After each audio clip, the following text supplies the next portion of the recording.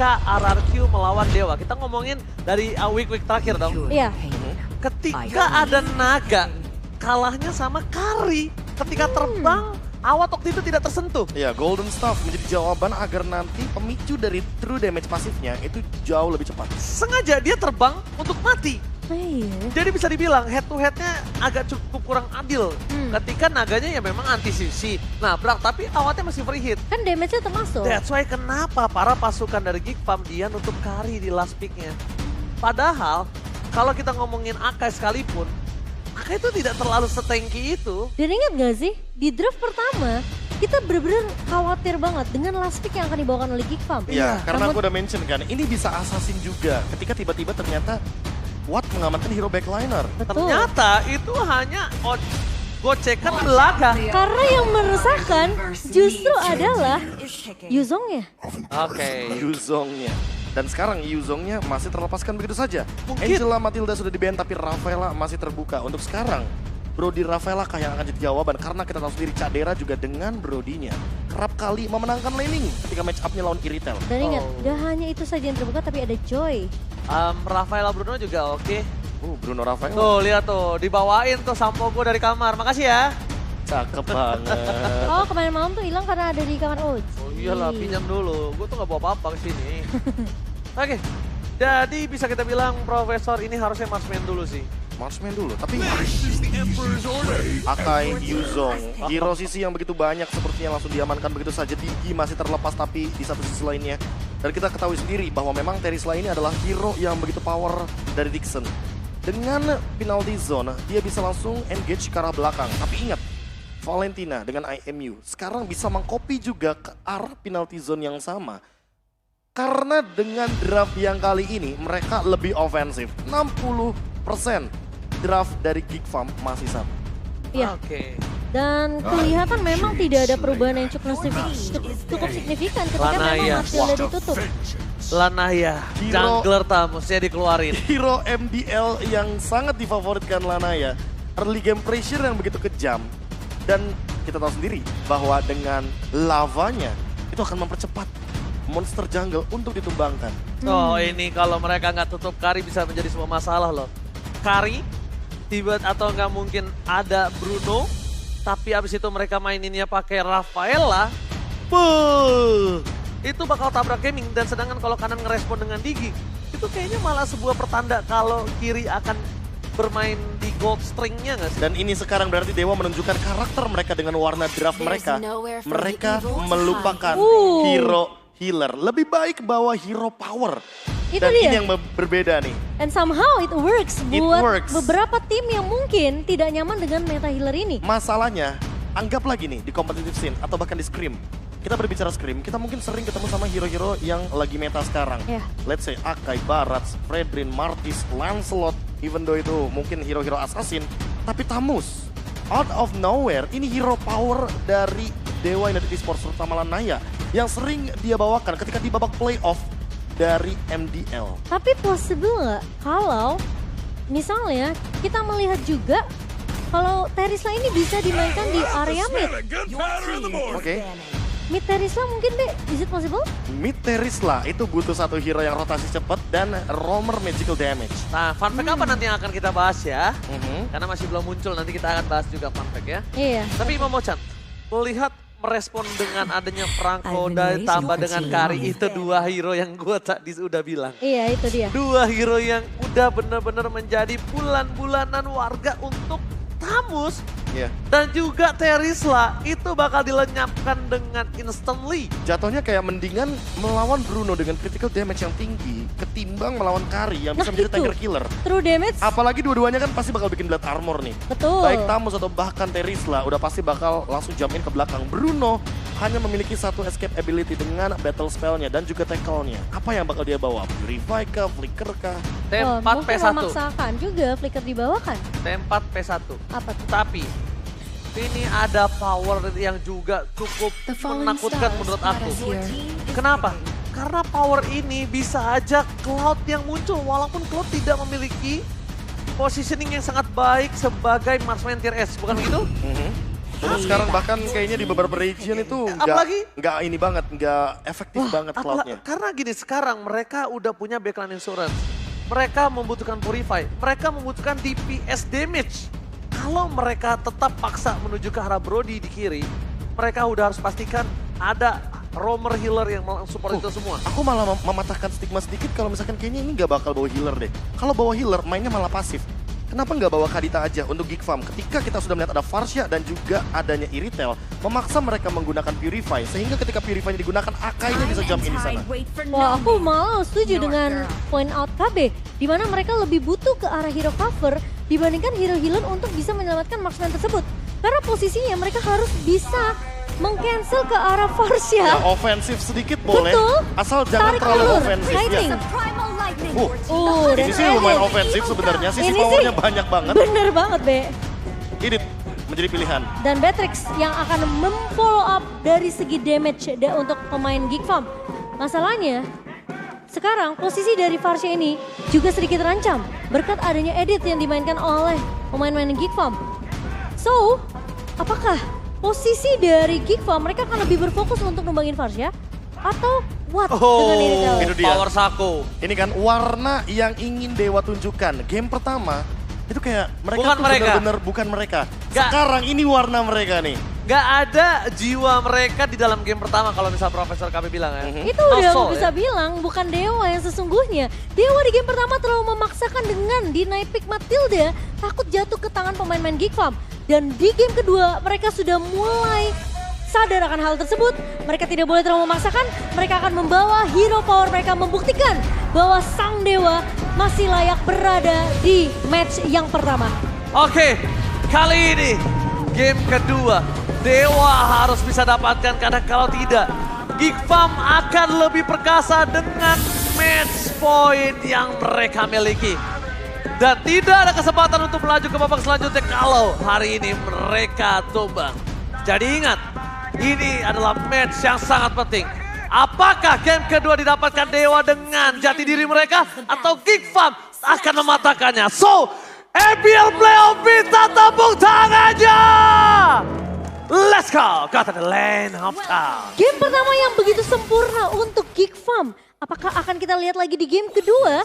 Atau Dewa dengan hero power mereka yang akan membuktikan bahwa mereka adalah sang Dewa di MPL Indonesia Season 12 kali ini. Early rotation yang menarik. XP mid lane yang kali ini akan membuktikan kalau nantinya clear wave mereka harus secepat mungkin Aboy. dengan rotasi yang setara dan Aboy menerima pokingan damage yang sangat tinggi yang artinya berarti Dewa United Esports akan memenangkan rotasi early game menuju ke early to Wanderer. Tapi kalau dari segi emblem kita ngelihat ada 2 Quantum Charge yang dibawakan.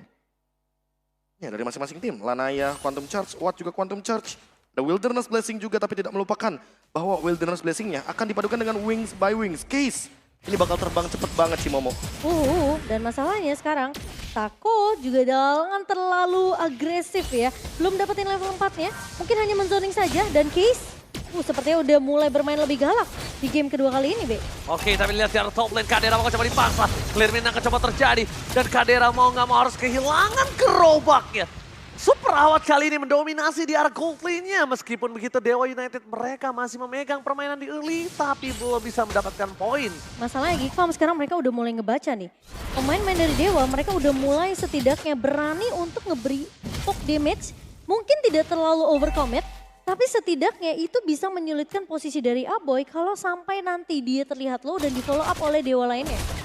Lagi dan lagi, Cadera menjadi pusat perhatian dari teman-teman Dewa United Esports ketika mereka berusaha untuk melakukan serangan early game yang kejam. Iya, dan ini karakter mereka sebenarnya. Iya, dan aku merasa ya, Dewa ini mereka biarin aja Wattnya untuk main lebih sesuai dengan style dia. Oke, tapi lihat Lanaya di arah bottom lane. Mau coba untuk memasang melakukan pogi damage terhadap Sosa Paleski. Zoning out pun terjadi, menuju ke Lanaya. Lihat Lanaya kali ini sambut siap, benar-benar terzoning out dan bahkan wombo combo combro mendapatkan first blood di arah bottom lane. 2 poin kill akan coba didapatkan, tapi dengan damage yang sangat besar dari Kids, mereka membawa sosok Luke ke dalam kekalahan teamfight mereka. Lagi-lagi Luke yang jadi problem, yang jadi masalah. Tiba-tiba. Out of nowhere mereka berhasil menukarkan semua yang mungkin bisa kita bilang tadi kekalahan teamfight di tangan Dewa equal adil kali ini, Profesor. Iya, bahkan tadi adalah sebuah gerakan yang sangat beresiko dilakukan oleh Baloyski dengan tujuan untuk memperlama tim fight-nya.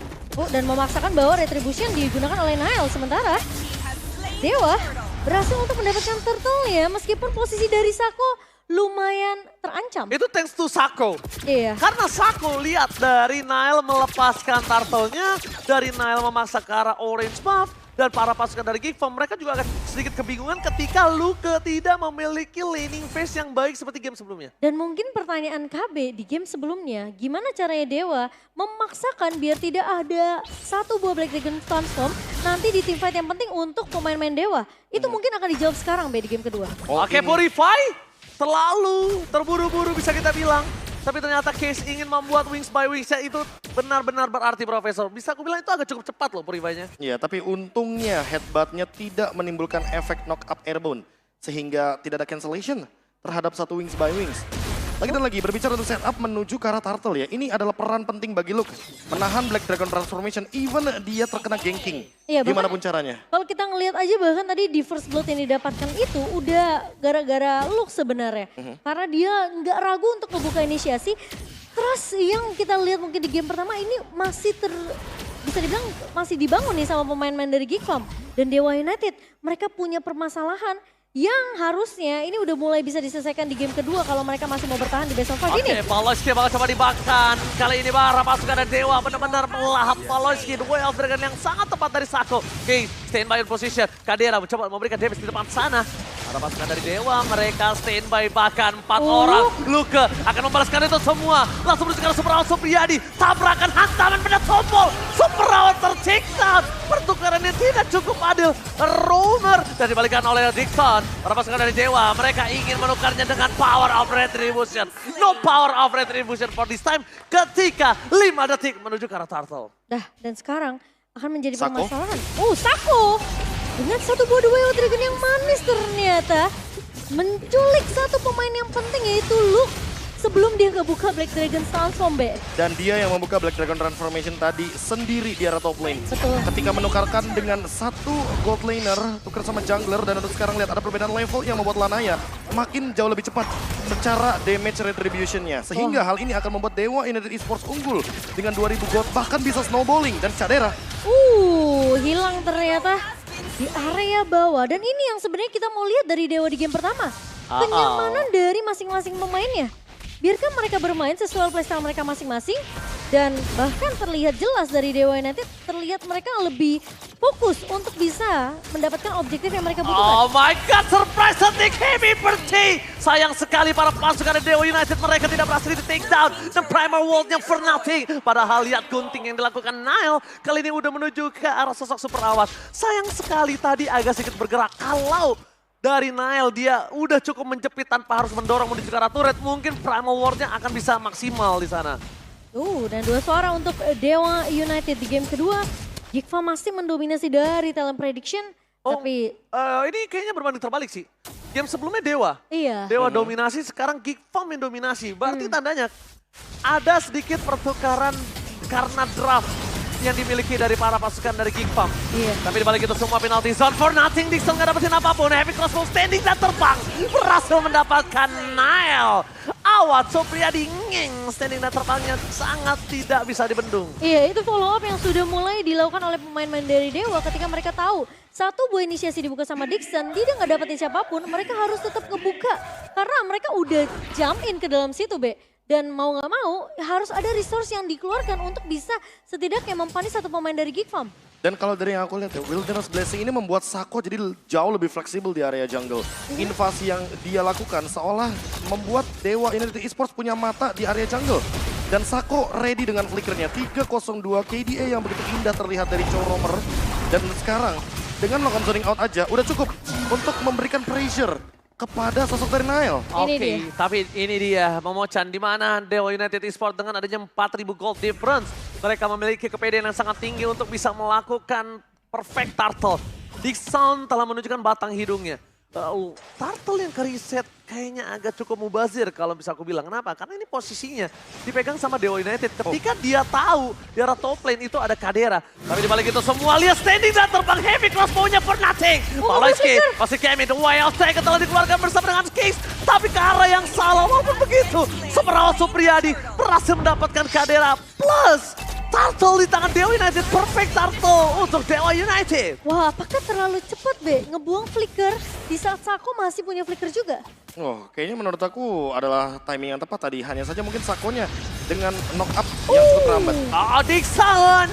Ternyata penalty zone-nya belum bisa di-following up dan bahkan bisa memakan Dixon di depan sana. Damage-nya tidak terlalu cukup membuat buying time yang terjadi. Menuju ke arah backline dari Luka. Mundur ke arah belakang Sumerawat jadi pilihan utama Luka. Gagal untuk mendapat Sumerawat dan lihat lifesteal-nya. Kali ini masih membuat Luka bertahan. Meskipun begitu, duel Dragon from Naina. Adalah Pati from Kadera. Berhasil mendapatkan sosok dari Sako. Shutdown from terjadi kali ini. Wow, dibalikan keadaannya di teamfight mid yang cukup chaos, Be. Chaos banget. Di atas menit yang ke-7, team fight di area mid lane 5 lawan 5 dalam keadaan. Kita melihat Dixon sudah terlalu dive in. Dan walaupun ada sedikit agar turret tadi dari Sako, dia yang benar-benar makan semua damage dari turretnya. Hanya saja Dixon sudah menelan banyak damage dari lini depan. 4 detik heavy spin membuat Nile jadi bisa mengunci siapapun dari kubu Dewa United Esports. 2 Purify pun tidak menjadi penyelamat sih, Momo. Udah ngeledek, kejetot lagi Nile. Dan bahkan Dewa juga nggak bisa menyentuh tadi ke arah Cak Dera sendiri. Kelihatan Watt memang terlalu berfokus untuk numbangin lini depan dari Geek Farm. Oke, game VK di mana Lanaya dengan tamusnya itu memiliki win rate yang cukup tinggi dengan 12 kali pick, Momo-chan. Wah, ini yang tadi mungkin sempat dibawakan sama tim MDL sendiri yang dimana kita tahu Lanaya dengan tamusnya ini cukup populer. Tapi ternyata kita melihat Tamus di MPL kali ini agak sedikit mungkin belum bisa dapetin momentumnya ya. Dan Sako harus berhati-hati. Sako berhati-hati atau Sako yang bakal membuat Geek Farm ketar-ketir. Nah, ya lumayan ketar-ketir sih sebenarnya. Karena melihat kiting yang dilakukan sama Sako sendiri ya, ini cukup diwaspadai juga oleh pemain-pemain dari Geek Farm. Tapi ingat, damage dari Aboy ini juga udah mulai berasal. Dengan efek tarifat lagi-lagi dari seorang Aboy, membuat Sako tentunya agak sedikit kesulitan. Oh, Great Dragon Spear menjadi pilihan juga bagi Sumerawat Supriyadi dengan tujuan agar movement speednya jauh-jauh lebih tinggi dan ini dia targetnya. Dia mau main front to back, Aboy sudah 40% di bawah darahnya. Alright, flicker di trigger begitu saja. Paloski no flicker for this time. Dewa United Esports langsung bakal coba dihantam dengan ada Black Dragon Transform. Hantaman pada tubuh dan teringat pakai Kadera Sepeti. Berhasil mendapatkan lot. Duel Dragon telah dikeluarkan. Kadera masih bisa selamat. Mundur ke arah belakang. Para pasukan dari Dewa United. Gagal dan lihat Teddy bisa terbang. Sumerawat Supriyadi versus everybody. Berhasil mencoba untuk mendapatkan Nile di depan sana. Dan Renner Apatinya tidak terlalu berarti karena dengan adanya life steal yang tinggi membuat Awan standby di area bottom lane. Lagi-lagi Kadera berhasil untuk mengamankan Lord yang pertama untuk Geek Farm. Dan untungnya Watt mendapatkan kompensasi tersebut, Be. Dia tumbangin Nile, dia tumbangin pemain-pemain yang mungkin nggak kelihatan. Tapi Aboy! Standing dan terbang, Sumerawat Supriyadi. Heavy crossbow-nya sangat sakit, tapi lihat Luka di depan sana. Harus mendekat ke belakang. Oh my god, what happened? What happened? Oke, agak sedikit. Yang terjadi adalah sebuah Lord yang sedang coba untuk di-engage oleh teman-teman dari Dewa. Coba di-clear secepat mungkin. Dan dengan satu gerakan dari Soul Grip, ternyata Luke mencoba untuk menggapai lini depan, namun sepertinya belum ada target yang begitu optimal. Lanaya melakukan zoning out dan Watt masih di belakang sana dengan bebasnya. Tidak ada life steal juga yang bisa dicuri sama Luke dan mungkin yang ada harus diperhatikan di sini ketika mereka udah mau coba disengage tapi dengan adanya gerakan yang dipaksakan menuju ke arah backline itu cukup mengerikan terhadap Dewa United. Dan untungnya Awat punya posisi free Profesor di sana. Dia ngeflank, dia heavy crossbow, dia benar-benar langsung bisa ngedeal damage ke arah belakang. Itu posisi konsil dibuka loh. Konsil dibuka, itu jadi tidak terdeteksi. Menurutku ada satu movement, dua bahkan movement yang tadi sempat terlihat di kamera, namun tidak menyelamatkan Cak Dera. Yang pertama headbutt dan yang kedua adalah onward Paloski dan Nile. Yang dimana ketika ada The Way of Dragon tadi di follow up oleh Sako, The Way of Dragon kedua itu kan bisa di cancel sebenarnya. Cak Dera sudah mengeluarkan flickernya dan hal tersebut yang membuat Cak Dera sepertinya tidak bisa untuk melakukan escape mechanism karena lock dari The Way of Dragon keduanya nggak bisa di cancel oleh siapapun. Tapi onward dan juga headbuttnya sudah digunakan sehingga hal tersebut tidak meng-cancel Sako dengan The Way of Dragon. Itu yang pertama. Yang kedua adalah bagaimana zoning out dari Feather Airstrike yang begitu luas adanya. Artillery high ground yang begitu mengerikan dari Varsha, ya kita mungkin cukup setuju. Yves, Varsha, ya areanya masih 50-50. Tapi untuk sekarang karena hanya ada Varsha di sana, ini membuat teritorial dari Dewa United Esports kalau team fight di area yang sempit, ini jauh lebih diuntungkan. Iya, mereka lebih nyaman dengan high ground mereka yang mereka punya dan kita ngeliat juga sebenarnya dengan area of effect yang begitu besar, efek sisi yang dimiliki oleh seorang Case sendiri membuat space yang banyak sebenarnya untuk Watt sendiri. Oke, Jadi Case ya, kelihatannya- satu pemain yang emang benar-benar dari tadi tuh jadi supporting teritorial. di Bahkan belakang. Momochan punya data yang cukup kuat juga di sini, di mana dia membuat Case ini memiliki power memang di arah high ground-nya. Aku setuju banget. Jadi dia bisa dapat mengeluarkan semua damage-nya satu persatu Feather Airstrike-nya langsung menghantam dengan burst. Berarti akan ada dua metode yang hanya bisa dilakukan oleh teman-teman dari Geek Farm, yaitu adalah melakukan copycat. Oke, Nah, itu. Marshall Fandi akan memimpin kita kembali ke dalam lane knockdown. Let's go! Melanjutkan pertempuran tentunya dari kedua belah tim. Denial, lagi-lagi ini Feather Airstrike Nah. yang menjadi peranan penting nih, Be. Kuncinya bahkan, Case sebagai kunci. Case. Dan apakah nanti akan ada IMU dengan satu Feather Airstrike sehingga Aboy bisa combo dengan Feather Airstrike precise skill plus runner apathy? Masalahnya itu akan jadi PR untuk Aboy sendiri. Bisakah dia menggapai ke arah Case?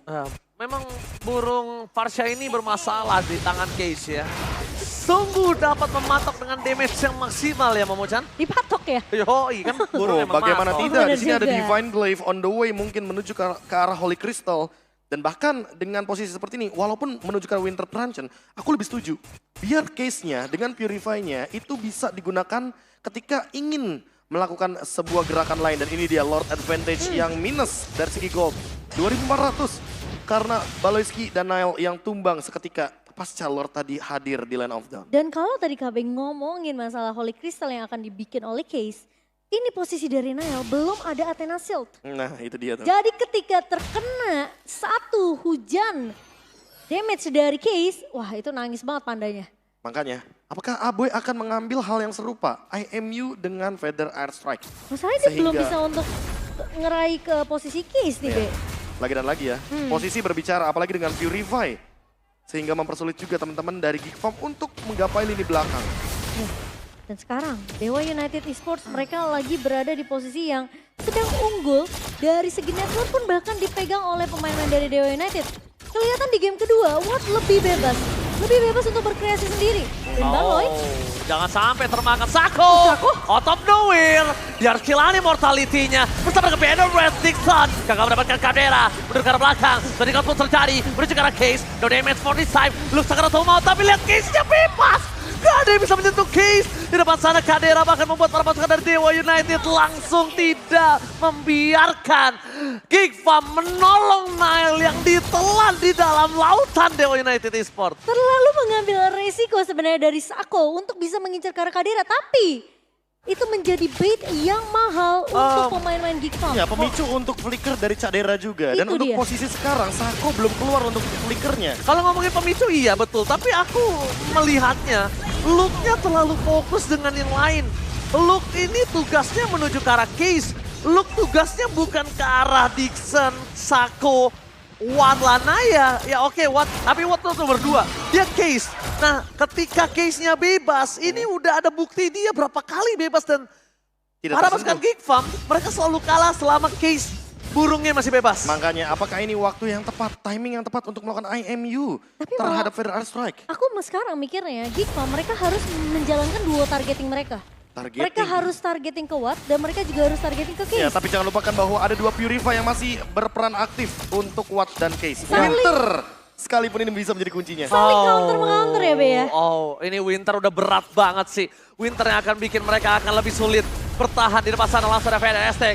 Aboy sekalipun akan membalaskan dengan adanya Fnatic bersama dengan Case. Segera full mau, tapi dia masih berada Arcane Strike. Mundur ke arah belakang para pasukan dari Dewa United. Mereka akan coba untuk bertahan. Dixon terperangkap, berhasil dengan ada Heavy Spin. Damage terlalu besar, dan Kadera fokus ke arah lob-nya. Tidak ada damage tambahan dan maka spray down. Tembakan peringatan dari Kadera. Membalikan kembali keadaan Super Supriyadi. Free hit, standing dan terbang. Membuat dirinya tidak tersentuh. Super awat untouchable dan Renan pastinya gagal. Sayang sekali dan Well Dragon menuju ke arah Kadera. Mundur ke arah belakang. Lalu ada following damage. Dan Aboy termakan oleh Case. Ini bencana. Bester bukan sangat bebas. Dan wipe out dibalikan kembali keadaannya. Dewa United berhasil membalaskan dendam dari game yang pertama. Draft pick yang benar-benar kuat banget untuk Dewa United. Akhirnya kita lihat di game yang kedua. Dan bahkan Geek Farm, mereka nggak punya celah yang banyak untuk bisa menyentuh ke arah Watt.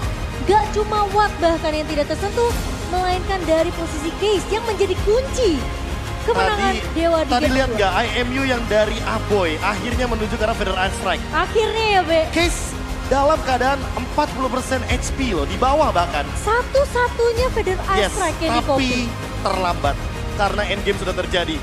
Dan ini dia winning condition yang sepertinya baru ditemukan ketika momentum akhir dari kemenangan Dewa United Esports. Geek Farm mau tidak mau harus bersiap-siap.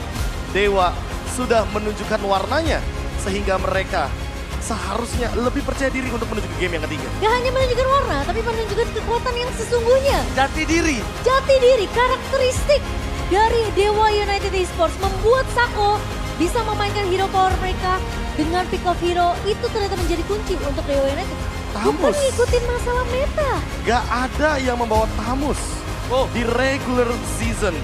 Dan sekarang ternyata teman-teman dari Dewa United Esports sepercaya itu juga kepada Lanaya untuk bisa mengendalikan early game dan pick off strat dari Sako yang membuat game front to back ini berjalan dengan mulus tanpa adanya gangguan sama sekali. Tapi thanks to Sako sih menurut aku Ci. Karena kelihatan permainan zoning dia benar-benar mengganggu dari arah early. Betul. Sampai akhirnya Wattnya bisa snowballing. Yes, tapi itu tidak mungkin terjadi tanpa ada pergerakan dari Case yang melakukan following up damage.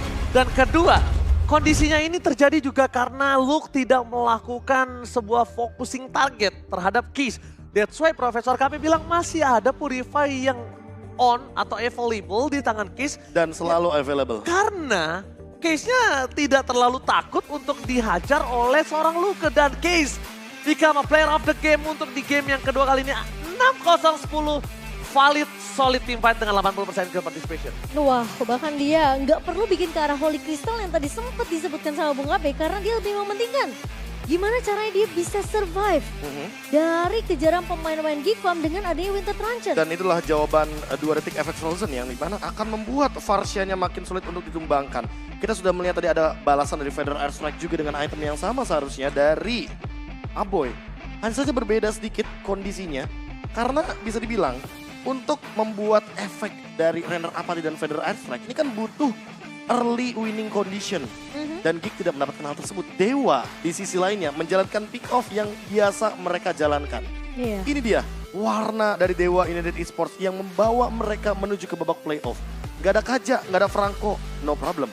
Masih ada Chow yang bisa Sako amankan. Bahkan gak hanya Sako yang ngebawa hero comfortnya, tapi juga Lanaya Lanaya. dengan Tamus. Ini adalah sebuah power hero yang memang hanya akan ada di Lanaya. Iya. Karena baik dari segi jungler manapun kita tidak melihat adanya kehadiran dari Tamus. Early game yang sempat kita lihat dari highlight, ini benar-benar sangat-sangat diunggulkan bagi Dewa United Esports. Mulai dari detik 0 bahkan Cimoma dan juga Ranger Mas, kita melihat XP dan juga mid laner yang melakukan clear wave secara bersamaan. Hanya saja ternyata Case dan Dixon yang memenangkan match up 2 lawan 2-nya. Top lane Cadera menjadi bulan-bulanan. Sering kali kita melihat tadi di game yang pertama, adanya gerakan ganking yang dilakukan menuju ke arah Geek Farm, namun hasilnya nihil. Tapi di game yang kedua berbeda cerita.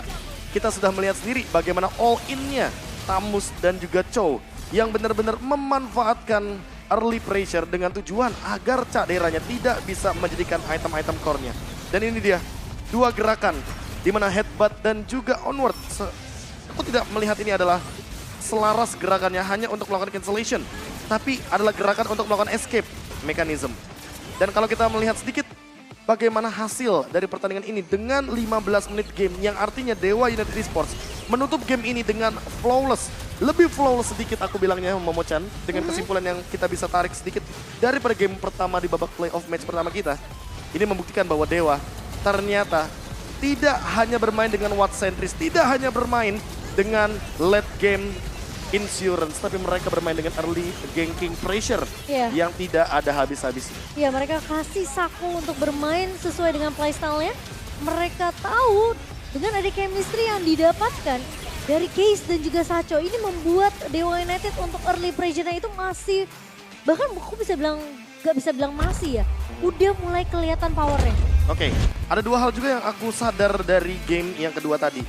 Bagaimana Geek Farm tanpa hero healer membuat Baloyski untuk teamfight-nya tidak jauh lebih kuat, tidak jauh lebih sustain. Dan hal ini yang perlu diperhatikan oleh teman-teman dari Dewa United Esports. Apakah mereka akan melakukan 5 ban kepada hero-hero healer milik Baloyski? Wah, terlalu berfokus kepada Baloyski Ya, kan? karena terbukti tadi Ravela di ban, Angela, Matilda, semuanya di ban. Ketika kita berbicara Estes, apakah itu akan menjadi hero yang bakal menjadi penyelamat? Karena sepertinya tidak. Ketika di hadapan dari Terisla dan juga Varsha, yang ada Feather Airstrike dan juga Penalty Zone akan membubarkan Estes ketika lagi berdempetan. Apakah memang teori area of effect menjadi penentu, menjadi kunci untuk kedua belah tim kali ini? Karena kita ngeliat juga di game pertama, dengan adanya area teritori yang dinamankan oleh seorang Luke, menjadi poin kemenangan untuk Geek Farm. Di game kedua kita ngelihat Case dengan area of effect damage yang begitu besar dari Varsha. Dan untuk early game yang didapatkan oleh Geek Farm artinya early pressure digagalkan oleh Dewa United Esports dan mereka di game yang ketiga harus tetap konsisten untuk membawakan hal tersebut. Karena aku suka banget sih untuk early pressure-nya, memenangkan match up antar lane, XP ketemu mid lane di detik 0, 20-an. Itu bener-bener jadi early condition yang dimana Dewa pegang banget sampai dengan menit yang kedua. Bahkan sampai menit yang ke-8 tadi lebih tepatnya. Sebelum adanya satu precise skill shutdown dari Cadera. Tapi ternyata itu hanya menjadi shutdown saja. Tidak lebih dari sekedar snowballing effect yang membuat Geek Farm bisa mendapatkan mid game sampai late game. Terbukti di menit yang ke-12 pressure-nya masih ada di Dewa.